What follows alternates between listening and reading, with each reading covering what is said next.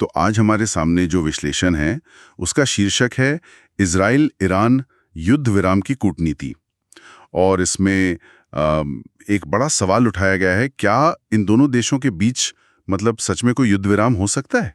हाँ, और अगर हो भी सकता है तो फिर सवाल उठता है कि क्या ये वाकई शांति की कोई गंभीर कोशिश होगी या फिर कुछ और ही मामला है। बिल्कुल, मामला तो बहुत उलझा हुआ लगता है। राजनीति, इतिहास और वो इस पूरे क्षेत्र की जियोपॉलिटिक्स सब कुछ जुड़ा है इससे। जी हाँ, बिल्कुल। तो चलिए इस विश्लेषण की मदद से इसे थोड़ा और गहराई से समझने की कोशिश करते हैं। तो सबसे पहली बात जो विश्लेषण में उठाई गई है वो ये कि क्या ऐसा कोई युद्ध विराम अगर हो भी जाए तो टिकेगा भी, क्योंकि दुश्मनी की जड़ें तो काफी गहरी हैं। हाँ, ये शक तो बिल्कुल वाजिब है, क्योंकि देखिए ये दुश्मनी सिर्फ कोई फौजी या सियासी नहीं है, ये तो विचारधारा की लड़ाई है ना। हाँ हाँ। एक तरफ ईरान है जो खोईकर इजराइल के अस्तित्व को ही नकारता है। अक्सर अपने प्रॉक्सीज जैसे हिजबुल्लाह या हमास, उनके जरिए ये बात सामने आती है। और दूसरी तरफ इजराइल है जो ईरान के परमाणु कार्यक्रम को अपने लिए मतलब अपने वजूद के लिए खतरा मानता है। बिल्कुल। तो जब बुनियाद ही इतनी अलग हो, एकदम विपरीत, तो कोई भी समझौता कितना लंबा चल पाएगा। सही बात है। तो विश्लेषण यही कहता है कि अगर युद्ध विराम होता भी है तो वो शायद एक रणनीतिक चाल ज्यादा होगी, या कह लीजिए थोड़ी देर का ठहराव। स्थायी शांति की तरफ कोई कदम इसकी उम्मीद करना शायद सही नहीं होगा। अच्छा, तो अगर ये स्थायी शांति नहीं है जैसा कि विश्लेषण कह रहा है, तो फिर ये क्या किसी तरह की चाल हो सकती है? मतलब इसके पीछे अमेरिका या शायद इजराइल के अपने कुछ मकसद हों? हाँ बिल्कुल, ये संभावना तो है, और विश्लेषण इस पर जोर भी देता है। इसके पीछे कई तरह के इरादे हो सकते हैं। जैसे? एक तो बहुत सीधा सा है, वक्त हासिल करना। हो सकता है उन्हें अपनी फौजी तैयारी पूरी करने के लिए, या शायद कोई खुफिया ऑपरेशन चल रहा हो, उसके लिए मोहलत चाहिए हो।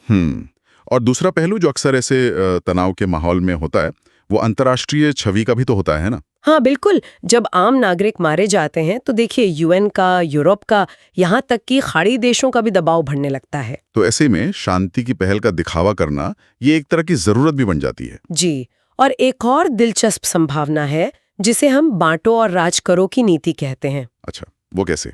मुमकिन है कि इस युद्ध विराम का इस्तेमाल ईरान के अंदरूनी हालात को, या फिर उसके जो सहयोगी गुट है जैसे लेबनान में हिजबुल्लाह है, यमन में हूती हैं, उनके बीच कोई कंफ्यूजन पैदा करने या फूट डालने के लिए किया जाए। ये भी एक एंगल हो सकता है। तो ये तो हुए कि क्या-क्या इरादे हो सकते हैं, लेकिन जमीनी हकीकत क्या है? विश्लेषण इस बारे में क्या कहता है? ईरान तो सीधे कम ही लड़ता है ना? सही कहा आपने। ईरान का तरीका ज्यादातर यही रहा है। वो सीधे सामने आने के बजाय अपने प्रॉक्सीज का इस्तेमाल करता है। लेबनान में, सीरिया में, गाजा, यमन, इन जगहों पर उसके सहयोगी इजराइल के खिलाफ सक्रिय रहते हैं। और इजराइल की मुख्य चिंता क्या है? वो तो सीधे ईरान के परमाणु और मिसाइल प्रोग्राम को निशाना बनाना चाहेगा। हाँ बिल्कुल, इजराइल की नज़र सीधे तौर पर ईरान के परमाणु ठिकानों और मिसाइल डेवलपमेंट पर है, और जब तक इजराइल को ये खतरा महसूस होता रहेगा तब तक वो शायद ही पूरी तरह से शांत बैठेगा। ये मानना मुश्किल है। और इस पूरी तस्वीर में अमेरिका कहाँ फिट होता है?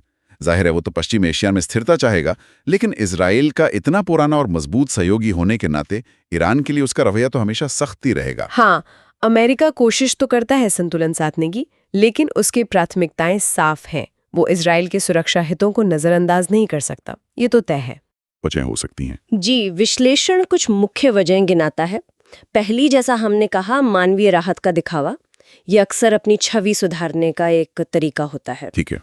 दूसरी वजह हो सकती है एक फौजी जरूरत, मतलब अपनी रणनीति को एडजस्ट करने के लिए या फौजों को थोड़ा आराम देने के लिए एक सामरिक विराम, एक ब्रेक। और तीसरी, क्या बातचीत का कोई दरवाजा खोलने की कोशिश भी हो सकती है? हाँ, ये भी हो सकता है। बातचीत का चारा फेंकना या सामने वाले पक्ष को थोड़ा नरम करने की कोशिश करना, ये भी एक संभावना है। और चौथा?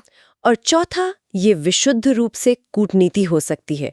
मतलब जो अंतर्राष्ट्रीय दबाव बन रहा है, खासकर यूएन से या पश्चिमी देशों से, उसको हैंडल करने का, उसको संभालने का एक तरीका। तो कुल मिलाकर इस विश्लेषण से जो तस्वीर उभर रही है वो यही है कि अगर इजराइल और ईरान के बीच कोई युद्ध विराम होता भी है तो उसके टिकाऊ होने की या उससे वास्तविक शांति आने की उम्मीद कम ही रखनी चाहिए। हाँ, ज्यादा संभावना यही लगती है कि ये किसी बड़ी रणनीति का हिस्सा होगा या फिर एक कूटनीतिक पैंतरेबाजी। बिल्कुल। और यहीं पर एक बहुत अहम सवाल खड़ा होता है जिस पर शायद हमें आगे सोचने की जरूरत है। क्या सवाल?